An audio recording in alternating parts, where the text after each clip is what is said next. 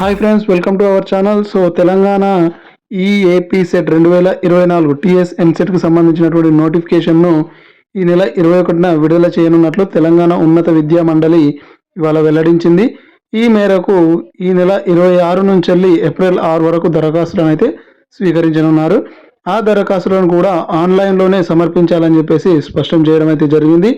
మే 9 నుంచి 12 వరకు పరీక్షలు నిర్వహించనున్నారు. కాగా ఈసారి ఎంసెట్ పరీక్ష పేరునైతే మారుస్తూ ఉన్నత విద్యా మండలి నిర్ణయం అయితే తీసుకున్న విషయం మనందరికీ తెలిసిందే.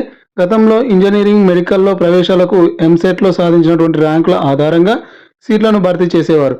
కానీ ప్రస్తుతం medicine, dental, Unani, Ayurveda, homeo కోర్సులలో ప్రవేశాలకు నీట్ను నిర్వహిస్తున్నారు. నేషనల్ టెస్టింగ్ ఏజెన్సీ జాతీయ స్థాయిలో ఈ పరీక్ష నిర్వహిస్తుంది. ఈ నేపథ్యంలో మెడిసిన్ ఎం అనే పదాన్ని ఎంసెట్ నుంచి తొలగించింది. దీంతో ఎంసెట్కు బదులు ఏపీ సెట్గా మారింది.